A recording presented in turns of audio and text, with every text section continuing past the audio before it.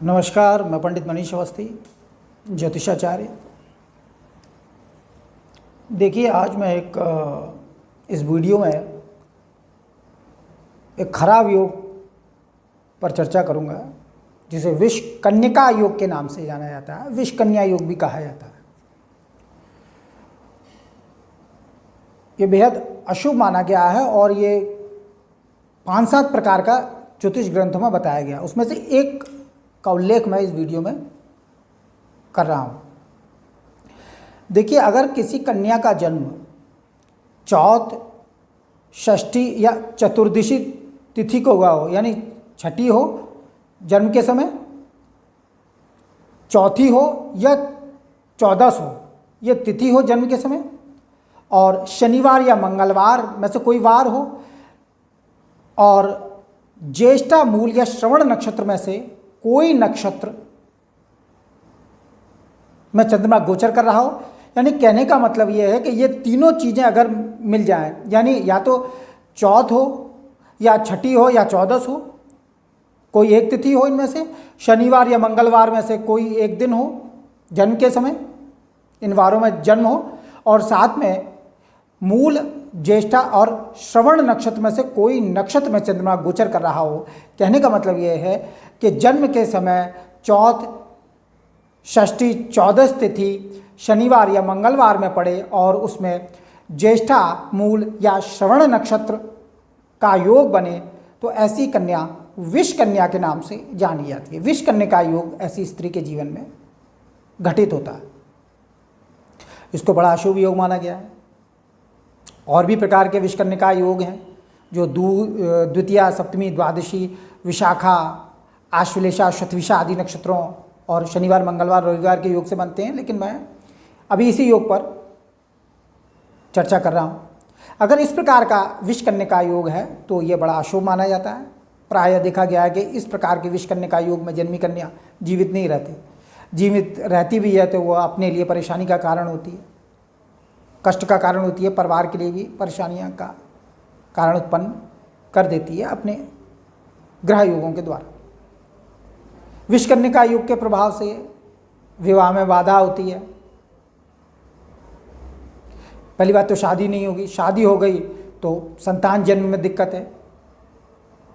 विधवापन का योग घटित हो सकता है, द्विविवाह का योग घटित हो सकता है, धनहीनता रहती है, जीवन में दरिद्रता और दुख का पूर्ण रूप से समावेश हो जाता है। तो यह विषकन्या योग ज्योतिष ग्रंथों में बताया गया है, अशुभ है। अगर किसी लड़की का जन्म इस प्रकार के विषकन्या योग में हुआ है तो विवाह के समय ऐसी कन्या के लिए बाधा उत्पन्न होगी। आसानी से विवाह नहीं होगा। विवाह हो गया तो वैधव्य या द्वितीय विवाह, तृतीय विवाह, संतान बाधा, धनहीनता आदि ये सब लक्षण जीवन में देखने को मिलेंगे। तो इसकी निवृत्ति कैसे होगी? इसकी निवृत्ति के लिए शास्त्रों में एक सबसे प्रबल उपाय बताया गया है और वो है कुंभ विवाह।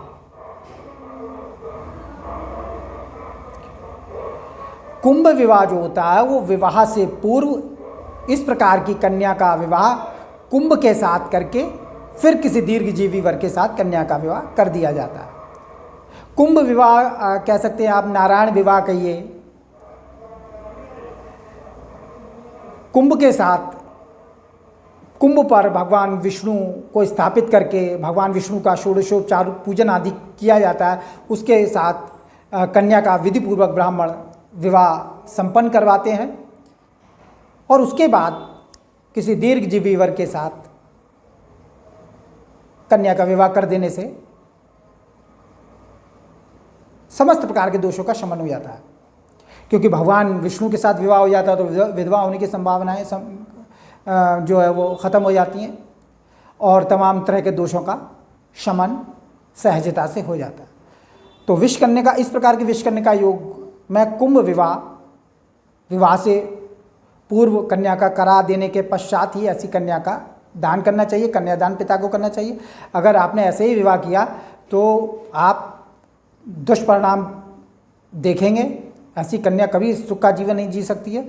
इसलिए कुंभ विवाह से पूर्व करके फिर कन्या का किसी दीर्घजीवी लड़के के साथ विवाह कर देना चाहिए और किसी प्रकार के अनिष्ट की स्थिति उत्पन्न नहीं होती है। कुंभ विवाह जो है वो बहुत प्रभावशाली माना गया है समस्त प्रकार के दोषों में, चाहे वो वैधव्य योग हो, तलाक का योग हो, 2 या 3 शादियों के योग जन्म पत्रिका में बने हो, मांगलिक दोष हो, विषकन्या आदि दोष हो, समस्त दोषों का उपचार कुंभ विवाह से हो जाता है। तो विवाह से पूर्व कुंभ विवाह किसी योग्य विद्वान के ब्राह्मण के द्वारा करवा लेना चाहिए और फिर दीर्घजीवी वर के साथ उसका विवाह कर देना चाहिए। तो इस प्रकार के दोष की निवृत्ति हो जाती है। और सावित्री व्रत और सोमवार व्रत आदि का भी ऐसी कन्या को व्रत करना चाहिए जिससे सहजता से इस दोष की निवृत्ति हो जाए। मैं अपनी बात को यहीं समाप्त करूँगा। नमस्कार।